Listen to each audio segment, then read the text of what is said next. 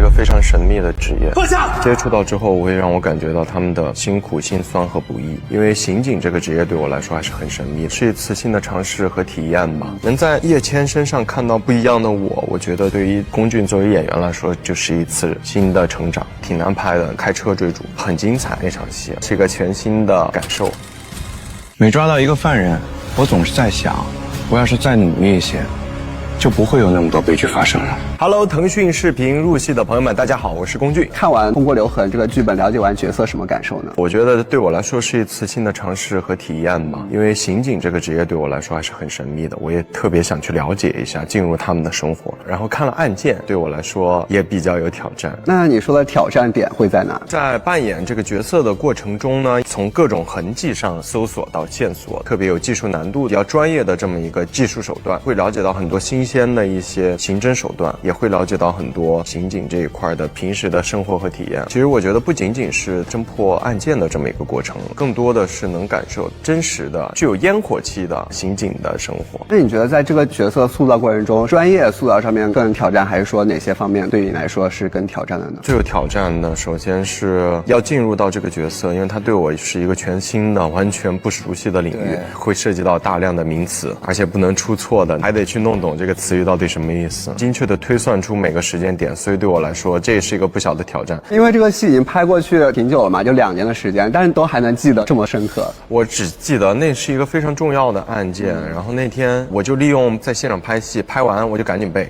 又背了一句，然后班又赶紧叫我回去现场，我又回去，然后转场的时候在车上接着背，背完之后晚上回家接着背。除了这种背词的难度，还有没有表演上的难度？比如说一些情绪比较浓烈的戏份。其实《风过留痕》对我来说的挑战，首先不仅仅是在于背词吧，我觉得这是最基本的功课，其实是对于进入叶谦这个角色。叶谦也是个小苦瓜，因为他从小经历了太多，他背负着这些东西去负重前行的时候，他会想起很多这个往事，也有自己的内心的辛酸和愧疚。在侦破案件的过程中呢，也是带着这样的一种包袱和压力去做这些事情。我觉得对于他来说，内心的积淀和包袱比较重。饰演他的时候，我会有种累，是这种去体会他的心境吧，对于周围的人的一种愧疚更多的。我觉得《风过留痕》的看点呢，是有一些他的案件能给当下生活产生一些共鸣，大家会从这些案件里面看到自己也会有共情的点、意难平的点。有些角色可能看完之后这个案件会觉得有一丝惋惜吧，它确实是符合咱们当下生活的，而且是生活中可能大家是能 get 到的。拍的过程中有没有什么戏份对你来说是触动很大的呢？里面有很多意难平的一些案件，我看完之后会非常的觉得惋惜，为这个当事人啊，或者是犯罪嫌疑人，他为什么会做出这样的事情？有的时候他破坏了一个家庭，那你会为那个被破坏的那个家庭感到惋惜。我觉得对我来说也是一种新的尝试吧，感受不一样的角色带给你的这种情绪和感知。那你现在还有印象，比如说哪一场戏当时拍摄过程中是特别艰难的那种吗？挺多的，追捕逃犯的戏，我记得我们拍摄是在海口，又是夏天，特别热，追捕他们的过程有一片芭蕉林，挺难拍的，开车追逐。还有一场戏是那场戏也是一个晚上，我要去还原他整个作案的过程，精确到分钟，但我觉得很精彩，那场戏很有意思，对于我来说是一个全新的感受。那其实它有一个从冷硬变柔软的过程嘛，你是如何看待它这些转变的呢？因为我觉得在我的认知里是经历了不一样的人和不一样的事业，千也在成长吧。对于他来说，看过这些沿途的这些风景和人，经历过许多童年的一些事情啊，成长中的事情啊，他才会更加珍惜身边的人。我觉得这是给叶谦赋予的角色的底蕴。我觉得他生活也挺不容易的吧，大家看剧的时候可能就知道他这个在小的时候经历了挺多事情的，所以才会给他心里产生一定的积压和这个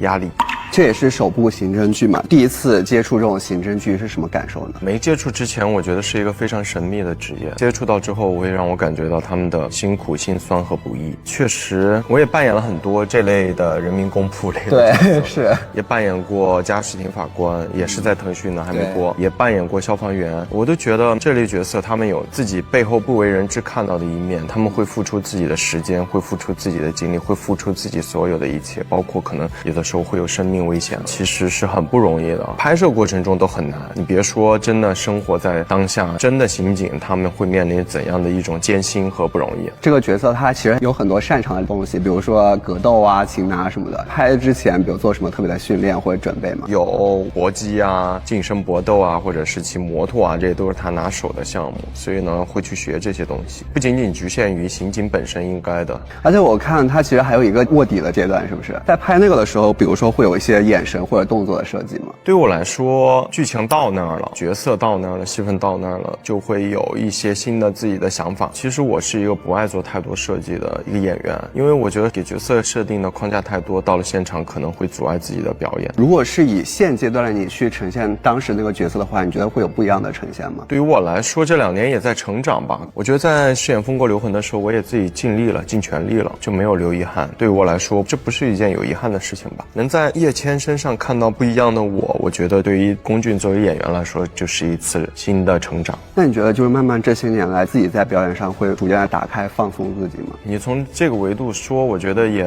没错，更多的是对于我来说，在表演上的松弛，多方面维度的一些影响和成长，会有自己的思考和判断。对于一个角色，刚接到他的时候，会有怎么样去揣摩角色、进入角色，包括最后怎么样去与他共情，这都是我觉得一个演员的基本功吧。在一点一滴的积累的过程中，会影响到我，会让我对于演员、对于剧整个有提升和不一样的理解。我觉得这是演员应该的。对于演员来说，我觉得阅历的积累和沉淀是演员的本领。所以很多演员愿意去体验不同的生活吧，去观察人物。这话当时我们在大学里面老师也就说过，当你真正的理解表演的时候，有的时候进入一个角色，这个角色你一个小动作你就能看出来他跟别的人演去诠释这个角色是不一样的。我觉得最成功的表演是让人有幸福感吧。而且越到最后，其实越好的表演可能会让你觉得说越真实，感受不到他是在演的状态。因为是小的细节，对，我觉得是小的细节能让人有这种幸福感，这就是最重要的，或者是能让观众觉得啊，共情他不出戏，这就是一个演员的成功。这也是一部一部剧，然后一个一个角色，让大家看到更好的工具。那最后再给我们推荐一下我们这部剧。这是一部用心制作的作品，包括在我们《风国留痕》里面能看到很多可能会让大家产生共情的一些案件，包括我在诠释的过程中也会有意难平。它精彩的点不仅仅在于我们案件的整个侦办的过程，重要的是能从我们《风国留痕》这部剧里感受到这个角色不仅仅是每个家庭，也包括这个刑警这个职业的不容易和共情，这就是最重要的。也希望大家能上腾讯视频多多支持我们的《风国留痕》，谢谢大家。